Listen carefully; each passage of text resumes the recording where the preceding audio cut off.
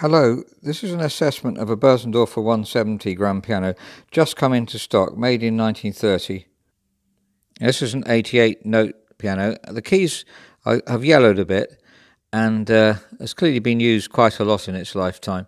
In fact, if you look at the centre ones, you might just about be able to see it's a very, very slight dip in them, but not significant. I think they've got another 20 or 30 years wearing them without any problem. Of course, we can always replace ivory keys, but you can see at the back there how nails have damaged the fall there a bit, and the polish on the piano generally is untidy.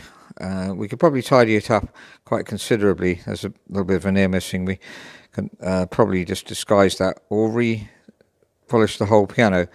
That's a choice which can be made. The whole piano is, as we'll see in a minute, in very good condition, though it has been played quite a lot. So it's difficult to make a decision as to what to do with this, but if you're listening and have taken interest in the piano, perhaps you'd like to have an opinion of what you'd like done. Now the veneer is good on the rest of the piano.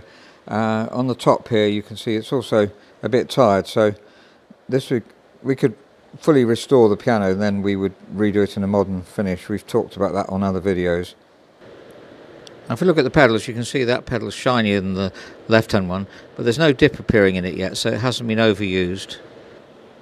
The first thing to look at when we're thinking about whether we just recondition or fully restore a piano is whether the tuning pins are tight, and these are very tight. Not as tight as if they replaced the block as we do if we fully restore, but they've certainly got another 20 or 30 years life left in them unless you dry the piano out too much.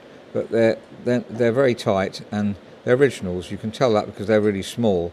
Bosendorfer tuning pins are very small when they're original. So I would like to keep the piano as it is and recondition it rather than fully restore, because listen to the bass. Sorry, it's raining a bit in the background, so you might be able to hear that. But it's just, for a 170 grand, it's very lush. And the piano's at concert pitch, so I'm not worried about the strings breaking when we start to work on it, and just even tone throughout. So when assessing a piano, I'm looking to this area too, see if it's lost its down bearing, but very slightly different tone on that side, but not enough to worry about, I don't think. And there you tend to get in this area, both Blucher and Bosendorfer, a slightly stronger tone, because they're trying to make the tone stronger in the main singing area, and then we're going right up to the top, and it's a strong sound right to the top, so that's very encouraging. Our soundboard's in perfect condition, it's got no cracks on it at all. That's encouraging. Again, if there were cracks on the soundboard, another reason for fully restoring rather than reconditioning. And this bass bridge is perfect as well, no moth in the piano. Now looking inside at the hammers, we do have an extremely similar Bosendorfer. Again, they almost the same piano, 1927, but the hammers, shanks and rollers have been changed on that one, and obviously that does produce a clearer sound. Slightly heavier touch. The touch is slightly lighter than it would be normally, but not that significant. And if you look at the wear on the hammers, and also they're going slightly soft, so we could change the hammers, shanks and rollers on this one. That would certainly bring that more body to the tone.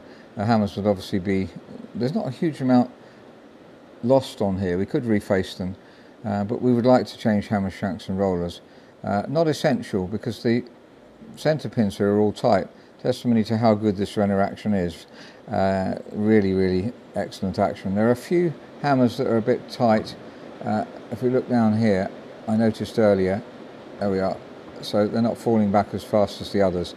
That's an indicator that those centre pins are a bit tight. Because the piano's not been used for a long time, I think, that's usually the case. So we'd have to lubricate or change centre pins here. But generally speaking, this action's in good condition. I'm leaning very much towards reconditioning, because when you fully restore and change the strings, you really do start to change the tone of the piano. And we have certainly do that very often. But it does produce a wonderful piano, but it's slightly different from the original Bosendorfer tone. So that's an assessment of a Bosendorfer 170 grand just come into stock, and it's totally unrestored. It's exactly as it was. It's never been worked on, I don't think. Testimony to how good Bosendorfers are. Still playing beautifully, but the hammers are soft, obviously, and if you play very soft, I'm sure you can hear it needs at least refacing. So we could fully restore this piano, but when we get one that's got all original strings and hammers not loose, playing very well at concert pitch, is my thoughts are to keep the piano as it is. I'm very happy that this piano will go for at least 20 years without needing major work. The keys could do with buffing, they're a bit on the yellow side, but nothing serious. So I'm almost certain we're just going to recondition this piano, and so it'll be a lot less expensive, obviously, than full restoration anyway.